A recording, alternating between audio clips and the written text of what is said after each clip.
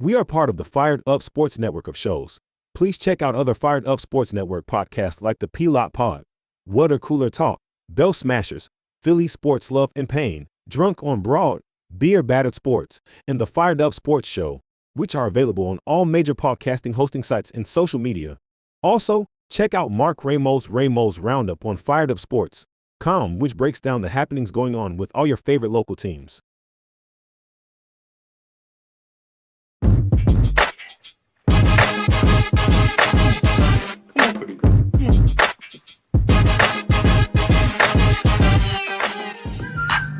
The Philadelphia Eagles are Super Bowl champions. Swing of the miss, struck him out. The Philadelphia Phillies are 2008 World Champions of Baseball. Ladies and gentlemen, the Flyers are going to win the Stanley Cup. The Flyers win the Stanley Cup for the lead. Yes! Iverson, wow, what a fake off Daniels as he broke his ankles and got all the way to the cup.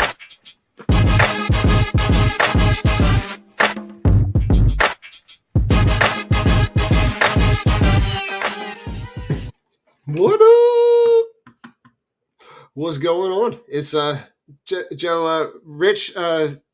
Rich is off for the bye week, so Rich is on a bye. Rich is on a bye week also. Rich is on a bye week also, just like the bird. So, listen, Joe, we'll have a decent amount of time to be able to kind of recap I would say, what was their most complete performance to date. Finally, kind of try to get an assessment about kind of where they are mid-year, because this is kind of falls right in the middle of the season. Perfect timing for Howie Roseman to strike while the iron is warm and hot, and it gives him the perfect amount of time leading up to the trade deadline. We already got a trade to discuss on defense. Joe, there's a hot rumor going around about another, which would be insanely monumental. And then we got a little bit of, we'll discuss a little bit of the back end. But Joe, talk to me just about the game on Sunday. They really get as the kids would say, Joe, they get their lick back from the beating that they took up in the Meadowlands. I'll call it the Meadowlands, but up in northern New Jersey. The swamp. It was a solid showing. I would say that for the most part, again, their most complete game. We're starting to see a little bit of the evolution of some of the stuff that we've been asking for on offense.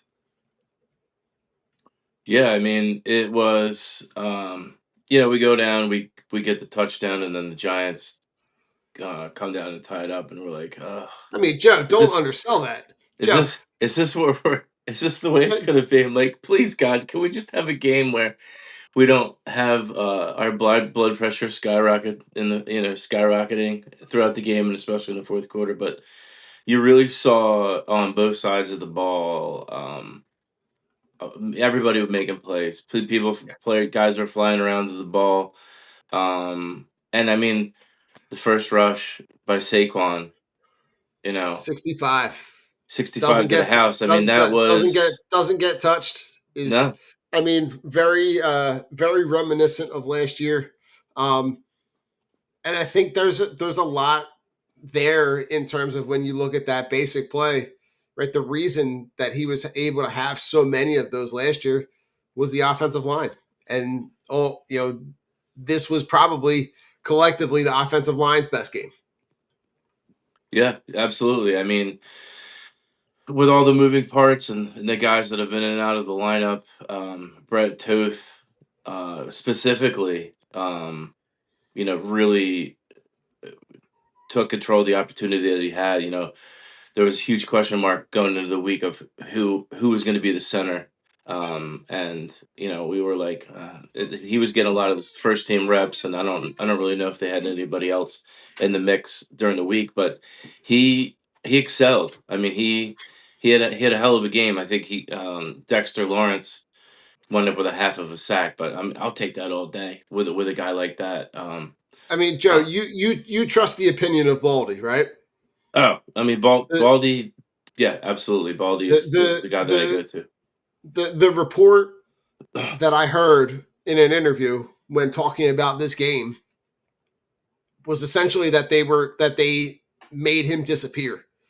And for an offensive line to be able to take a guy who can and has been a game wrecker in the past Hmm. and essentially make him a non-factor was really impressive to see them be able to establish the run the again. This is the second week in a row where we saw a lot of under the center play action, and it doesn't sound like a ton of time, Joe, but it's like it's that it's that 1.5 seconds, right? It's just that little window of time that like the play action in shotgun that lasts like not even a second because most of the time it's a half-hearted fake.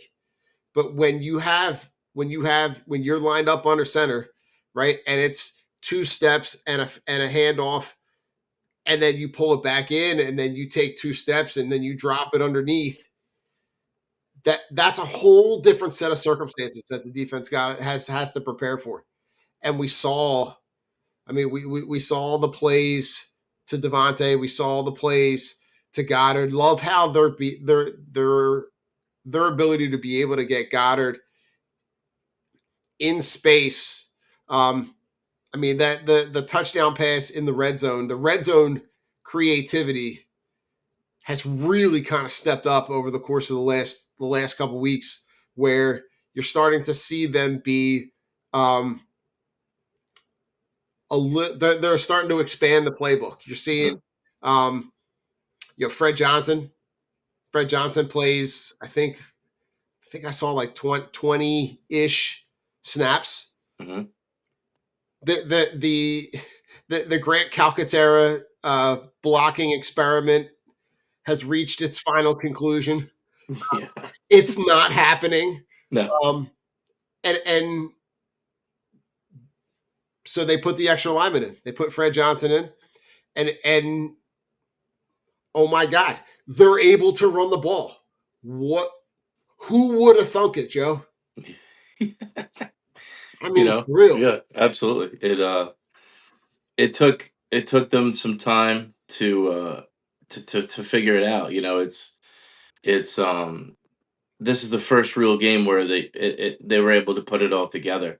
Um, but rather now than in a playoff game, Oh yeah. or they're 4-4 instead of 6-2, or Mm-hmm. 3-5. It's they're in a great spot considering it's a work in progress, and there's a lot of things that they really need to tighten up, and But and Joe, players they're that I winning still think games that they along the they way. need to add at key positions. But Mm-hmm. it's great to see this team and how they're able to just everybody go out and do your job, but everybody goes out Yeah. and does their job.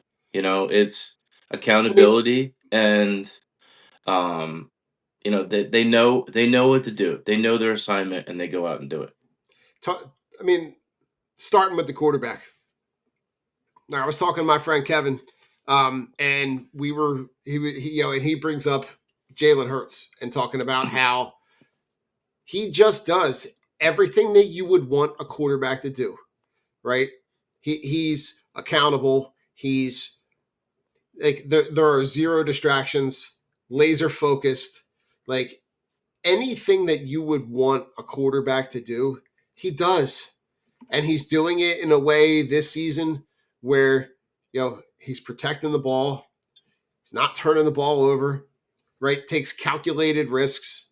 Um, all of that all equals 6-2, right? Hmm. And when you look at their schedule, right? Joe, it's not a cheap 6-2.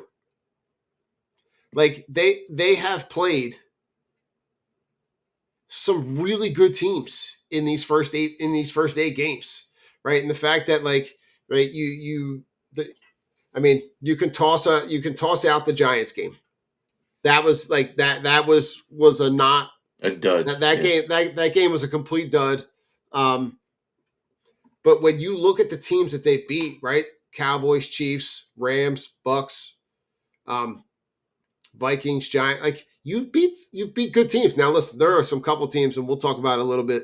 There's a couple teams on the back end of the schedule that are going to present, but present Joe in a way very similar to how we kind of looked at the season last year, right? When we looked at that, that Sunday night game in LA, right? And they got to come back and play at Baltimore on a short week. Kind of the same spot in the season, right? They're going to go play at Green Bay, but this time they come home and they'll play, the Lions on Monday night, or Sunday night. This team is starting to click, but anything and everything, Joe, with this team starts with number one. It starts with the quarterback, and the quarterback is the guy. It's the straw that stirs the drink. Mm-hmm. He's just there playing point guard, right? He's never going to be your Joe Burrow 395 yards and 5 touchdowns. But he'll get you 295 and 3 touchdowns And a and W. no turnovers and a W. And he is just going to continue to ticky-tack all the way down the field and do you have the mistakes? Yes, but you saw them, the Tank Bigsby run, right? On 2nd and 26, right? And they're able to overcome a huge mistake by Hurts, but they are playing as a team. And they're coming into this bye week. They're going to get healthy, right? You're going to get Jurgens back after the bye. You're going to get, You might get Brown you're back. If he's still here. No, he will be. He will. I mean, you're going to get Nolan Smith back off. You're going to get him back off IR, right? You're getting really healthy at a time where you're going to start hitting your stride. But this game, Joe, was one that was like, it was nice to be able to kind of put your feet up at the end of the game and really just enjoy, watching this team. I mean, what play from this game do you think impressed you the most on offense? Yeah, probably. I mean, you brought up a guy like Tank Bigsby. I mean, it's hard to really pin it on one play because the offensive line was so good from the first quarter to the fourth quarter. But just the fact that, I mean, you have A.J. Dillon, you have Will Shipley, and they both dressed. Will played. I'm not really sure what's going on with A.J. Dillon, but the fact that they bumped up Bigsby to be Saquon's backup, I mean, they must have seen something. They must have seen, his... Well, they saw enough on special teams, Joe. Yeah, they were like, this we got to let's see what else you can do. let's see where else you can contribute, because can you take a handoff? I mean, listen, and he had some really good productive years in Jacksonville. Absolutely. But Joe, the play, I mean, you have the 40-yard play to Dotson. You have the 65-yard for Saquon at the beginning of the game to kind of set the table. You got Goddard with 2 touchdowns again, right? He's having probably one of his best career years. But the play to Goddard in the flat, huge. The play action rollout, and Jalen's so smart in that he rolls out long enough and close enough to the line to draw the linebacker up, be able to drop it in a bucket right over top, and Goddard walks in. And to me, like, one, to see the creativity, two, to see how efficient they've been in the red zone, but then to see that like, you're talking about really, really smart plays and really, really smart decisions with the ball. Because there was a point in time, Joe, early in the game, right? And you talked about it, right? When you see New York go right, they get the ball back and they go right back down and score, and you're like, oh God, are we going to be in another one of these games, right? And everybody was totally flat. Yep. And that, to me, was probably the most impressive thing, because when I go back and I look at this game, and there's just so much to like. I mean, Devontae Smith looks every bit the number one, with A.J. Brown out with the hamstring. There's the whole A.J. Brown drama on top of all that stuff, which is what it is. Yeah. One, he ain't going anywhere. Two, if they want to get to the Super Bowl, you're going to need A.J. Brown and Devontae Smith, Yep. and Saquon Barkley and Jalen Hurts and Dallas Goedert. You're going to need them all. You're going to need the healthy offensive line. If you look at this game and go, well, we don't need A.J. Brown, I question your football intellect, because this game demonstrated that you can do it. Doesn't make it a good decision. Doesn't mean you should. And I think people are foolishly optimistic. This team that they played in the Giants is not a team that is, one, good, two, competitive. I mean, two of the guys that were playing in their defensive backfield were guys that were on their practice squad Right. during the week, and they're starting. Like, that Giants team is not a good team. So, where, yes, you can, doesn't mean you should. It's true. So I think, talk to me. I mean, we talked a lot on offense. Talk to me about on defense. What did you see on defense? Defense, it was so good to see, how many games removed from him coming back, to Kobe Dean. Oh man, Him coming back in there and getting that, getting the start, because they're using, you're putting Campbell in there at linebacker / edge / kind of like the Joker role, I think. Mm-hmm. But specifically him, and then the team defense overall. I mean, Quinyon Mitchell. I mean, yeah, they didn't have Neighbors. He's out for the season, but they take that deep shot to Slayton, and he's in his pocket. They're hand grabbing and clutching each other and this and that, and he's right there with them the whole time. And then finally getting the defensive line, getting the edges to get back there and finally finish the job. It was really good to see them. Jalen Carter gets a sack. I mean, it was a team. It was a team win, and every facet of the Yeah. game was all three: offense, defense, special teams. Besides Jake Elliott's clanking it off the bar, but I mean, it didn't matter because we didn't had matter. the game in hand. And Joe, it was from what, 50 something? It was Dude, that kick would have been good from close to 70 probably if he hadn't hit the upright. So I know. But listen, the play with Cooper DeJean coming off the edge, getting a big tackle for, he gets the tackle for loss. Yep. Right in that spot. But the way that you see Nakobe Dean flying around, I want to see a little bit more activity from Jahad Campbell coming off the edge. You saw him be able to kind of fly in the middle of the field. Not as much since he's playing on the edge. Still a little bit though. But when I look at this team, when Quinnion Mitchell, and depending on where you look,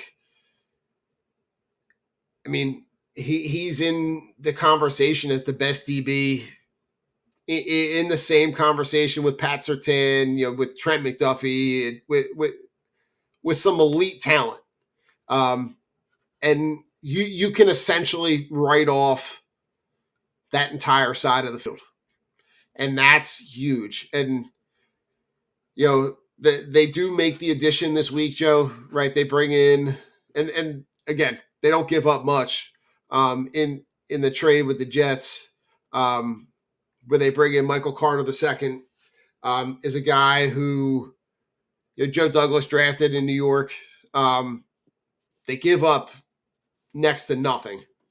They give up John Mechie, who wasn't playing on special teams and essentially was like your 6th or 7th receiver.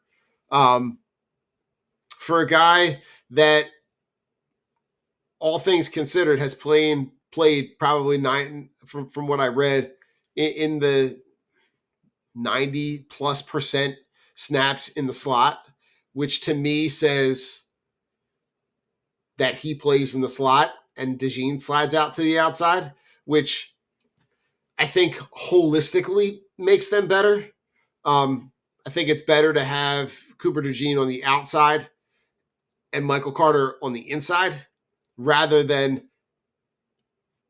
having Keely Ringo or Adoree Jackson or whoever else on the outside and Cooper DeJean on the inside, because where you might have been able to get away with that with the Giants, with a very depleted Giants, wide receiver group. If you're talking about going up against the wide receiver groups in Green Bay and Detroit and Dallas, if any one of those guys is lining up on the outside and their name is not Cooper DeJean and Quinnion Mitchell, they're getting picked on, and they're going to get picked on hard. And not to say that like Michael Carter II is not the savior, and is not going to come in here and light the world on fire. But he's better. He provides their defense with a better whole option than what they currently have. And, Keely Ringo can have all the measurement stats that make him like the ideal corner size, but he is not good. And Adoree Jackson is well beyond his years and not good. You traded for Jacorian Bennett, but he's been hurt, which has been his MO, and he's not getting on the field. He might be coming back healthy. I like the way this gives you a lot of optionality on that defense, and it gives you the opportunity to be to play with a better front on the outside. And if they're going to get pressure the way that they can up the middle, I like my options with those two guys on the outside.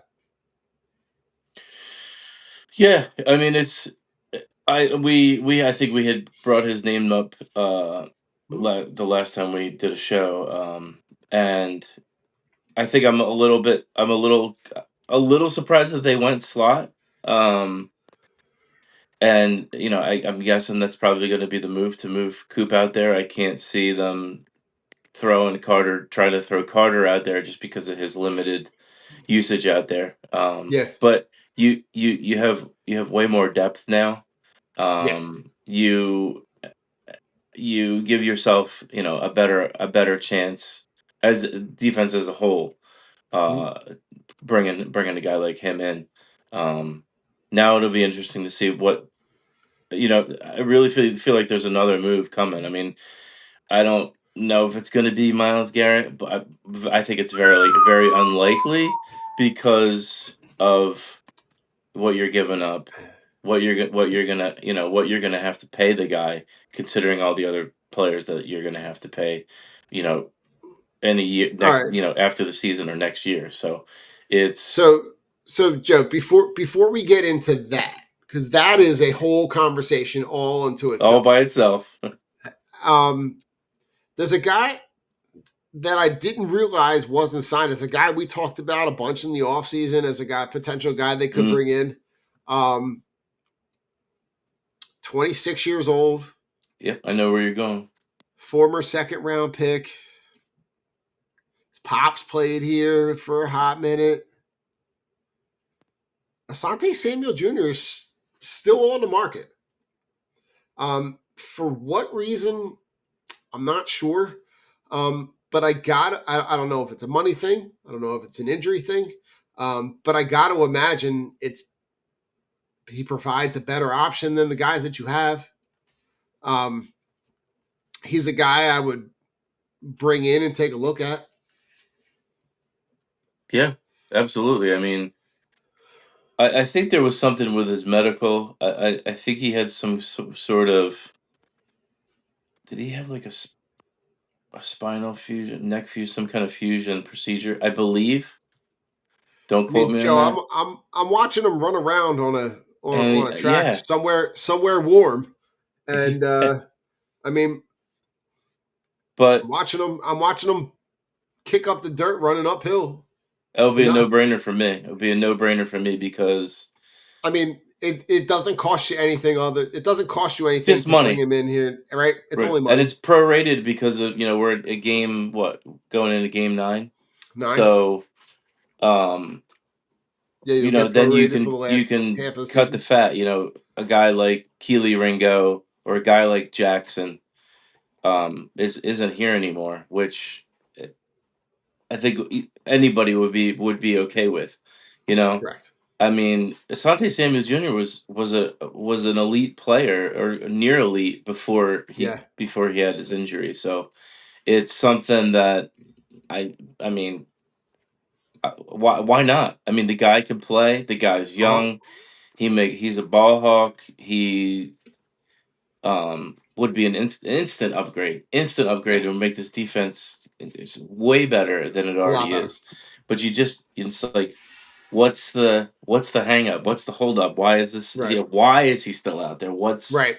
What are they Right. not telling us? There's 32 teams that have all waited and not signed him yet. So I Something's up get there. that something doesn't Something's shake got to right. be up.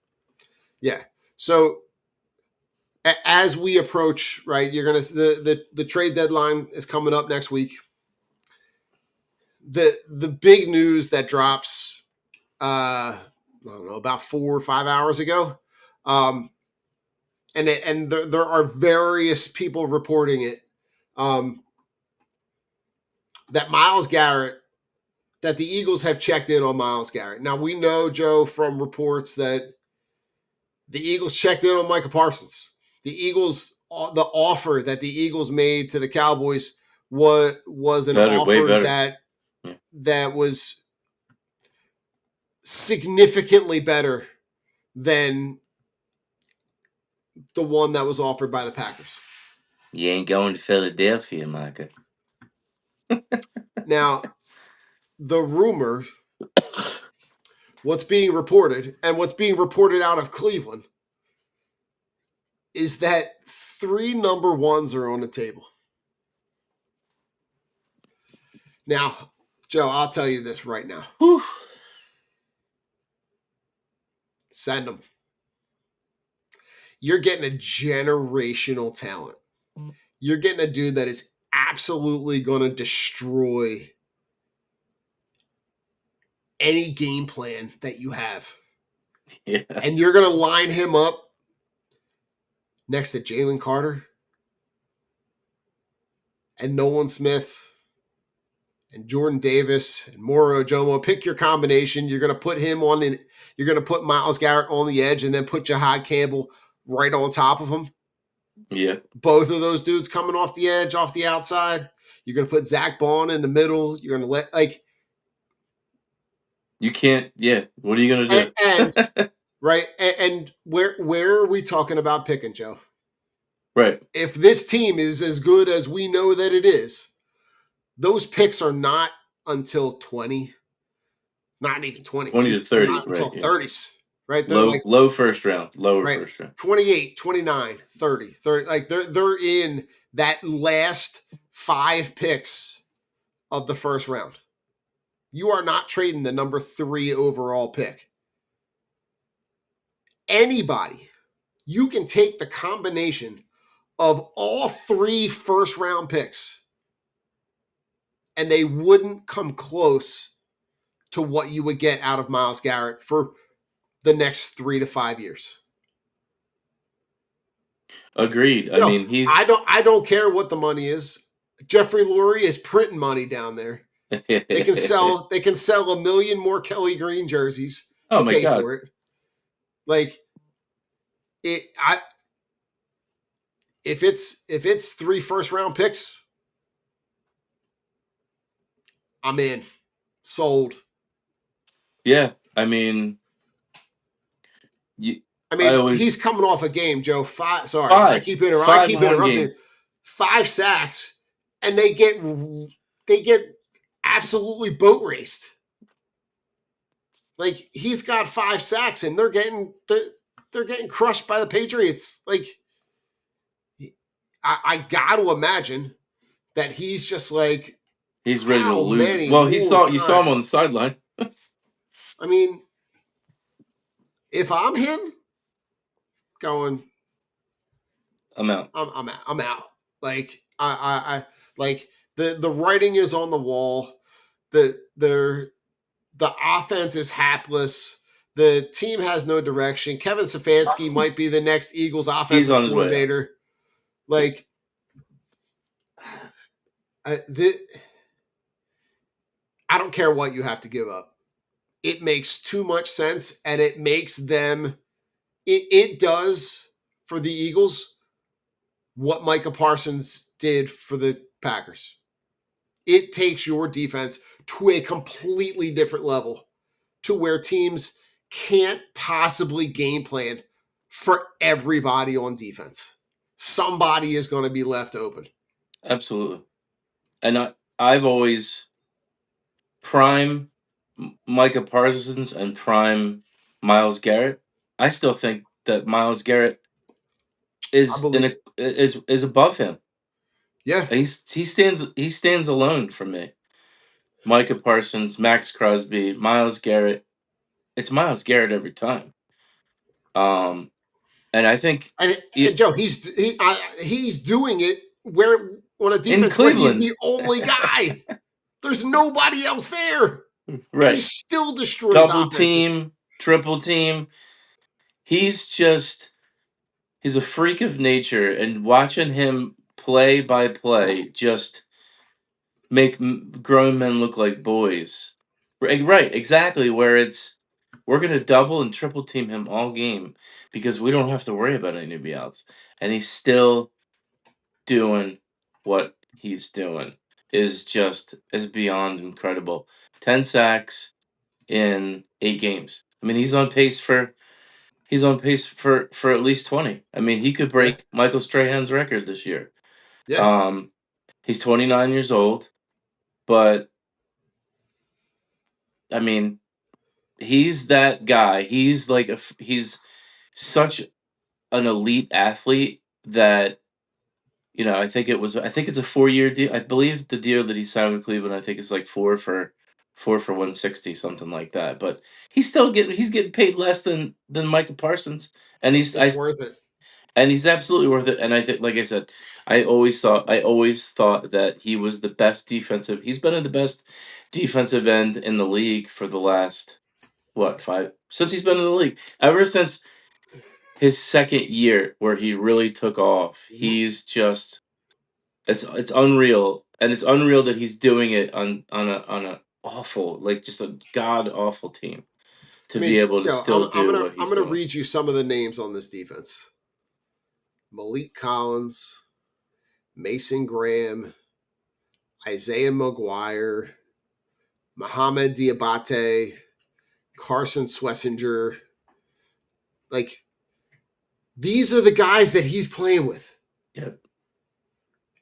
and teams are putting 2 and 3 guys on him, and they still can't stop him.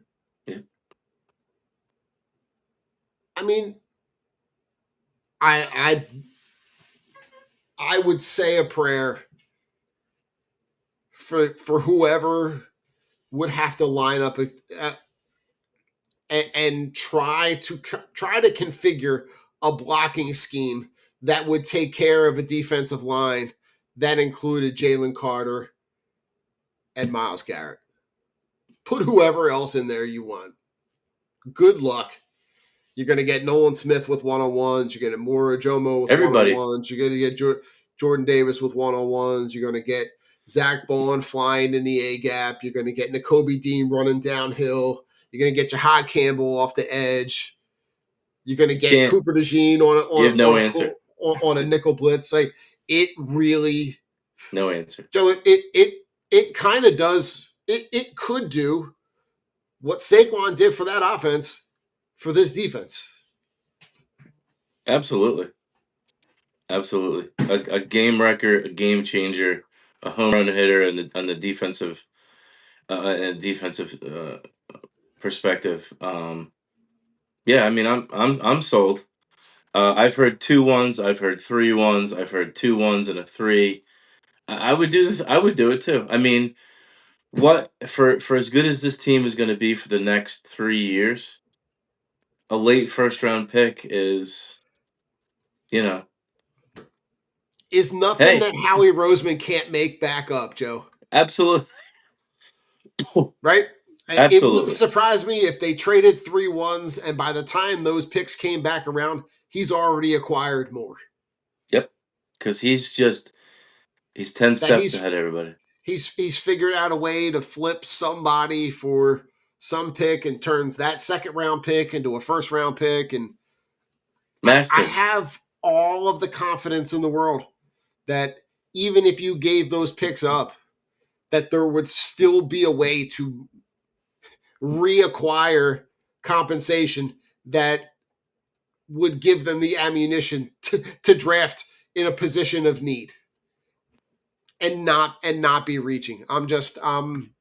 I saw that, Joe, and that's kind of been a pipe dream for we've talked about that multiple times over the course of the last couple of years. I mean, there are some other names on the table, right? There's there's a couple of defensive ends in Miami, which is it Phillips? Jalen Phillips and Bradley Chubb. I mean, those are upgrades. Those are not game changers. Right. And if you're going to take a swing, might as well put it all on the table. Right. Just make it happen, Howie. I mean, just drop it on the table. If for some reason, Cleveland's a disaster. Cleveland, they might say no because it's Cleveland. I mean, they don't know any better. They're an awful franchise, and they've been the doormat of for the league for however many years. I mean, how many quarterbacks have they drafted in the last? Oh God, Joe, you've seen the meme, right? Remember the guy's jersey with all the names? The jersey with the 47 names of guys, right? And now, like, it's such an abject disaster in Cleveland that it's like you look at that and you go, how can you continue to think that things are ever going to change? Things are never going to change. And for me, for Myles Garrett, I want him to have an opportunity to play in meaningful games in December and January. And I truly believe that he wants to as well. But he has to kind of come to that conclusion on his own that it's never going to happen in Cleveland. Ever. Yeah. It's just not. It's not going to happen in Cleveland. It's never going to happen. Joe, anybody else? I know we've talked about corner. We've talked about edge. And anywhere else, I mean, not really anything in a skill position on offense. Those two are just really the glaring needs based on, right? We're going to talk about Brandon Graham is back, right? You're probably going to see Brandon Graham in, probably come back in a limited role. Start coming out of the bye in Green Bay to provide, again, some veteran leadership depth. And it's just good to have him back. Yeah, I mean he's an all timer. He had the biggest moment in the first Super Bowl, and I mean he's the ultimate player's player. He always says the right things. He talks his smack. He gets the guys. He rallies the troops, and Yep. he's the guy that everybody wants to play with. For sure. He brings that energy. He brings the juice. I don't know what you're going to get out of him production wise, but just the fact that the guys know that he's there on offense and defense. I mean, his relationship with Jalen, his relationship with really everybody on that team, is just it's going to be a breath of fresh air. For sure. Accountability. Guy. Jalen Carter, if he's slipping in the weight room, or if he's I think he's starting to get himself back into shape now, but Brandon's going to be there in everybody's ear, and that's what this team needs. I mean, every team needs a guy like that, and they respect him because he's got their back. He's a two-time Super Bowl champion. Playing half a game with a torn tricep. He's the ultimate Yeah. gamer, and it's great to have a guy like that back in the locker room. For the most part, in the locker room, and on the field as well. But he's Yeah. he's just that guy. He's just that guy that everybody wants to be around, and he helps raise everybody's level of play. Yeah. And I think just like a different guy, right at that edge spot, right? Trey Hendrickson, now not going anywhere, right? Gets the big extension. That was a guy that we had talked about for a minute, but that is obviously off the table. I don't know. Did they just do that? Because I missed that.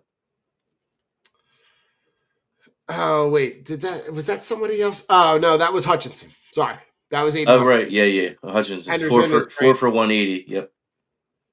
I I mean, mean, who knows with Cincinnati either? I mean, yeah, what do they want? Are they going to move him? Are they not going to move him? Like right. what is it? Are they fishing? I mean, he's what, 30, 31?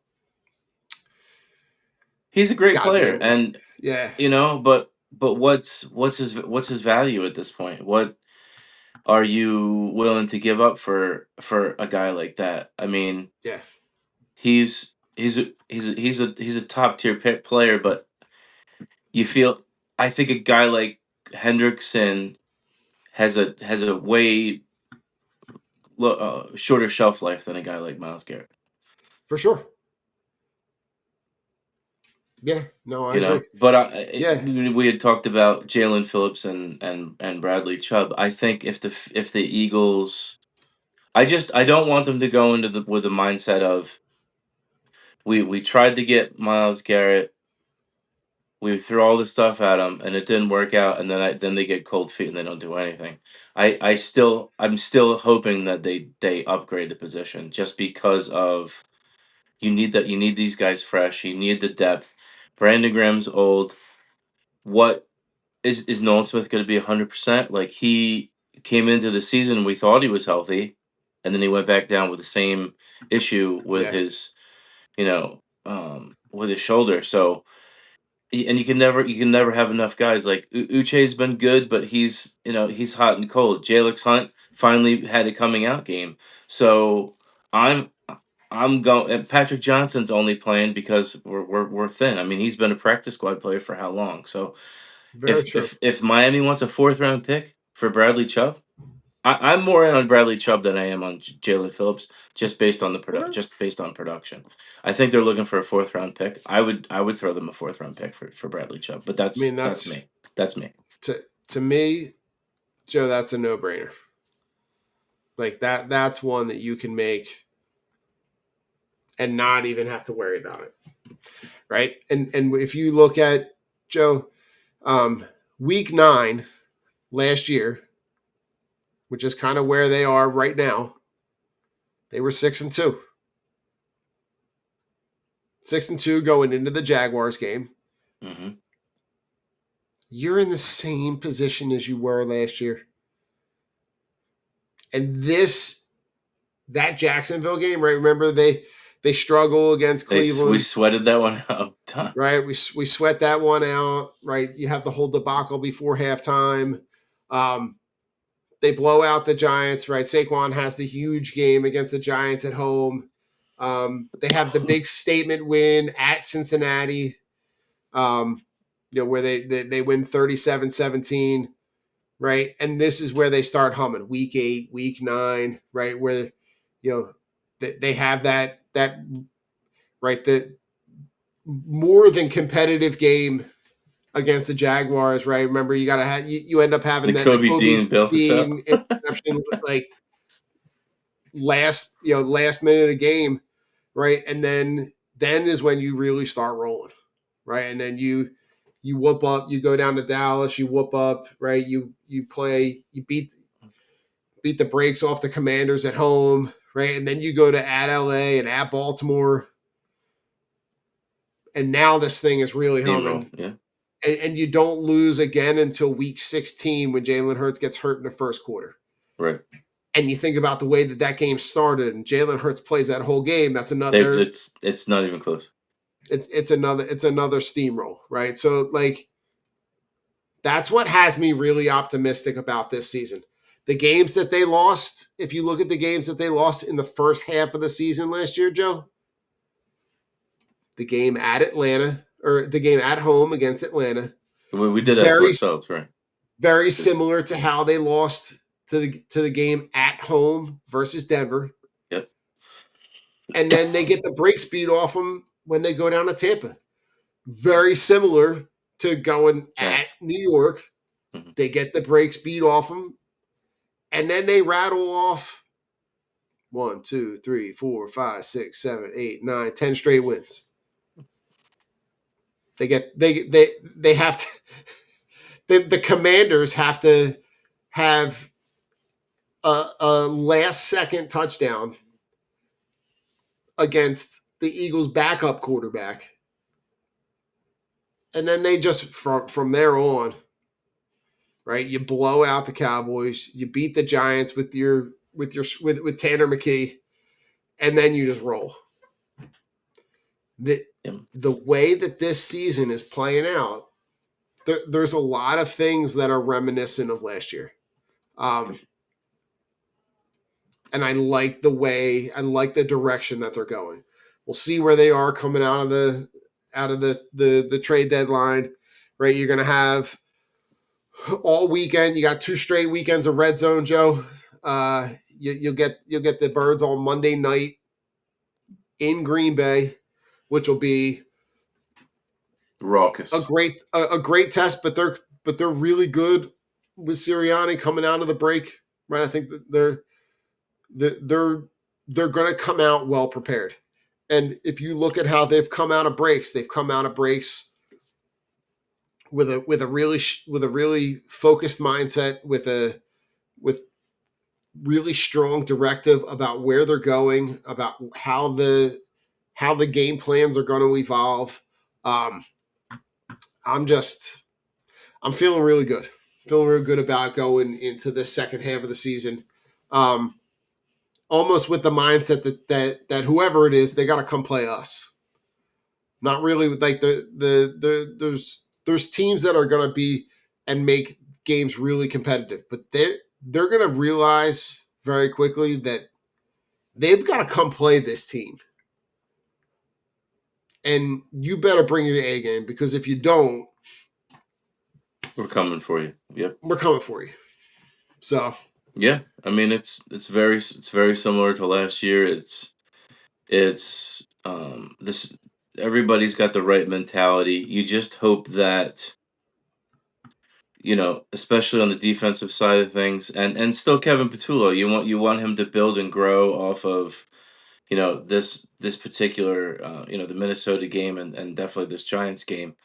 I think that the biggest takeaway that I have so far from the offense is the introduction and the actual usage, and not just a play here and a play there, the sticking with them taking snaps under center, which Yeah. which is huge because it opens up the passing game, it opens up the running game, um, because the defense, how are they going to be able to adjust? Yep. Because you have such elite players at the running back position and at receiver. The offensive line gets a game like that under their belt, and they're humming, they're rolling, they're feeling good about themselves. Jurgens I think is going to be back with for the Green Bay game, but um, it's going to be interesting to see. A guy that don't talk a lot about who's not here on the team this year, and we haven't really been able to replace his production is a guy like Josh Sweat. You Yeah. know, Josh Sweat was uh, uh, uh, pretty much his whole time here a consistent player who he wasn't a 20 sack a year guy, but he was a 10, around 10, and Very much so.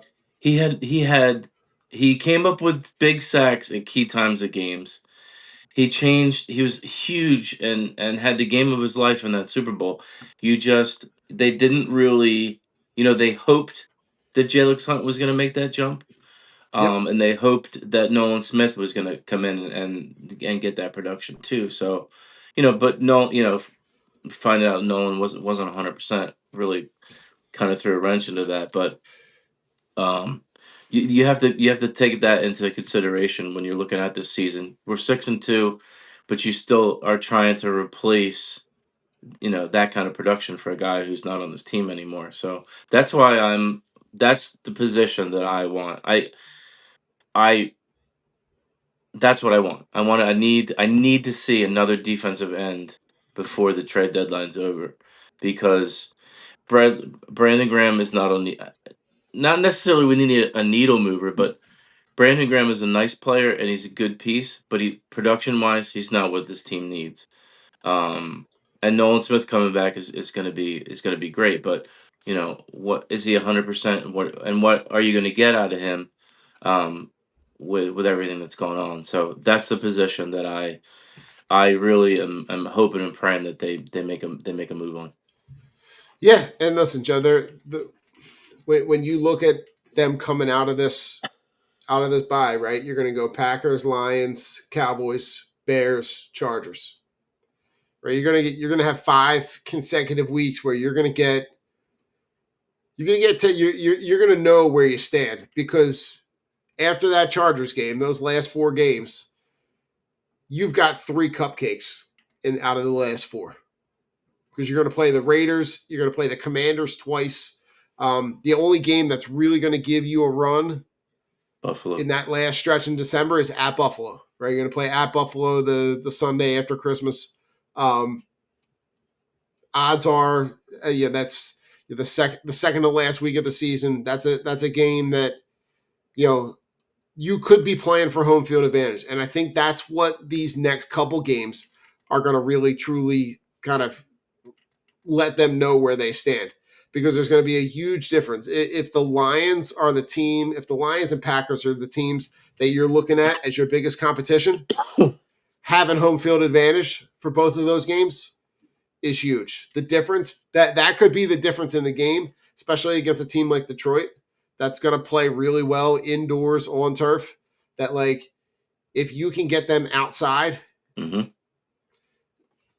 it it it, it gives you as the Eagles, it gives them the competitive advantage, that in a game like that could be the difference between a win and a loss.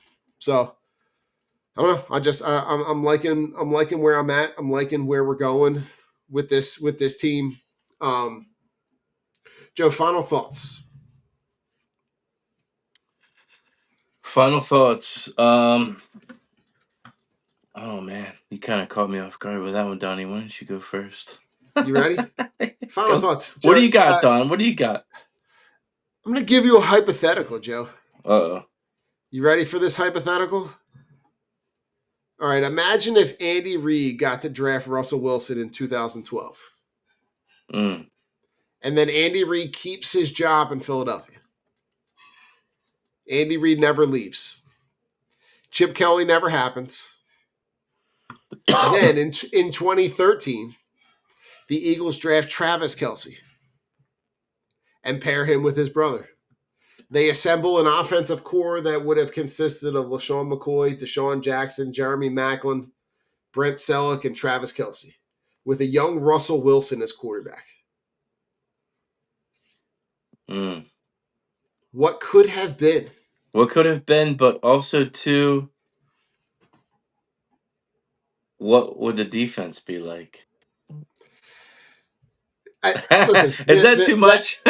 no, listen. The No, hypothetical didn't go there. It no, was I just, know, I know. But but yeah, Russ in his prime. I mean, he I mean, was you look at Russ in his he prime in was one of the Seattle, best, man. and he just played. He played point guard about as best as good as you possibly could. I mean, and took them to the Super Bowl, and was away. He played well enough to elevate the level of the play of guys around him. I think Not we definitely have a shot, and definitely probably would have won a Super Bowl because yeah, that was Andy. That's who Andy wanted. that was the guy he had his eye on. That's who Andy wanted. And getting back to my final thoughts, I had something and I thought we were going to bring it up during the show. Shout out to Big Dom. Oh, Shout I'm out to glad you Big brought that Dom. I up. thought we were going to go over it and I forgot about it, and then it So clicked did I. when I was like, we're going to go over final thoughts, and I'm like, hopefully we don't discuss it during the show, but shout out to Big Dom. Big Dom is one of the greatest people to happen to the Philadelphia Eagles.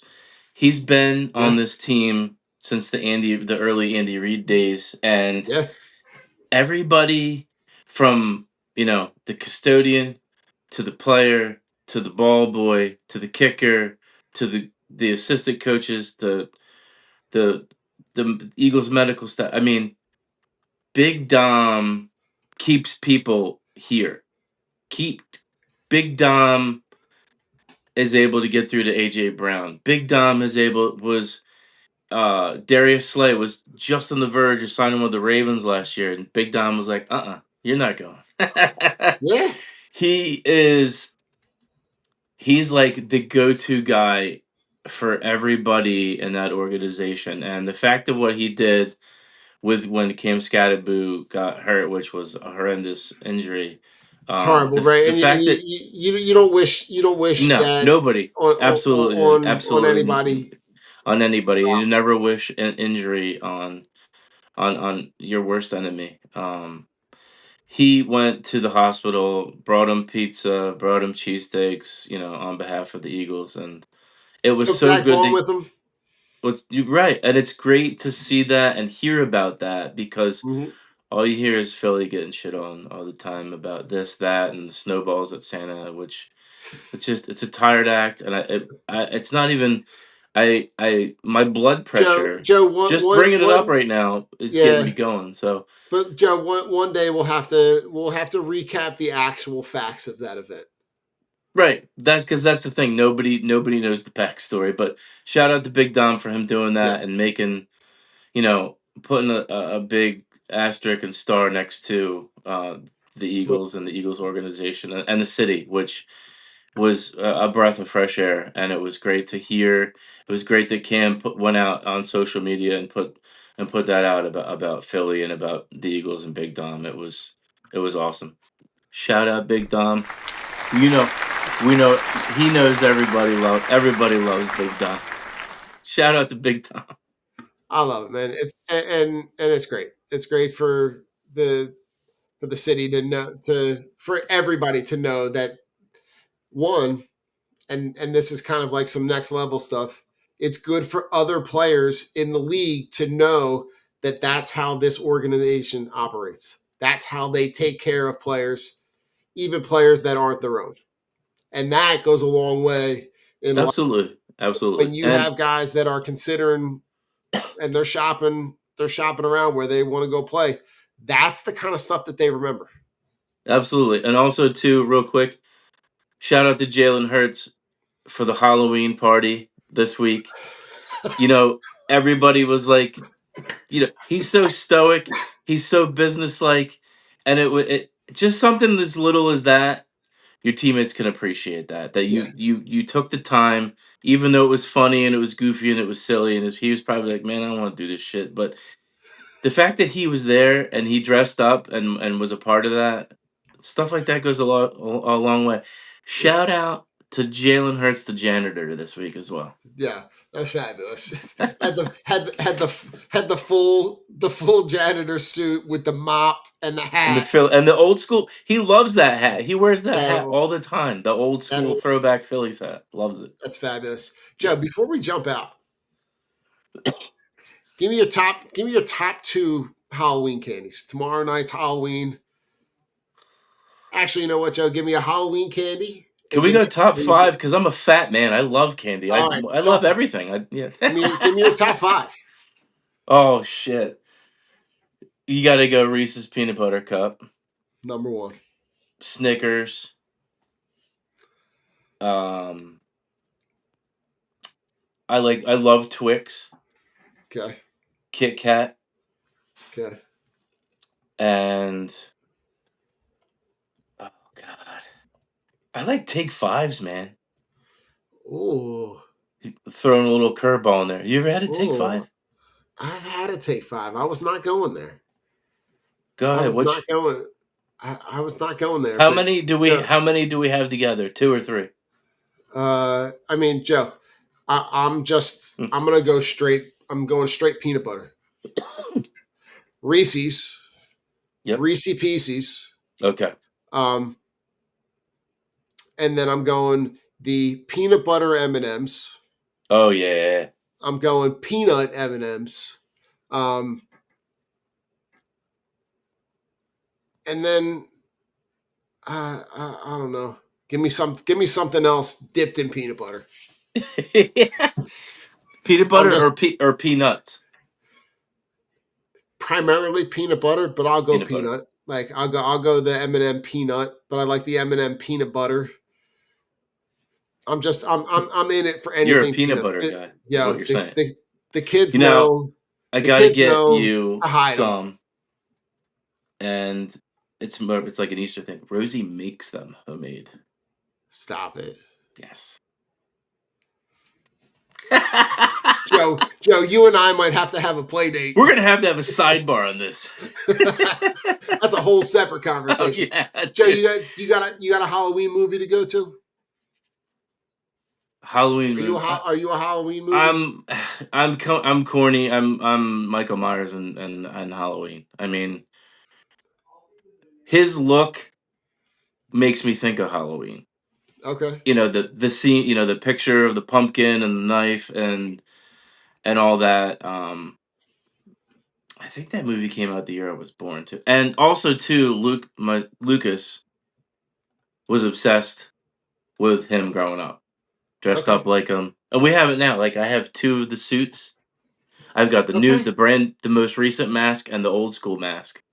And the 2 I have 2 different colored zip ups, like the full zip up. Like we go all out. Nice.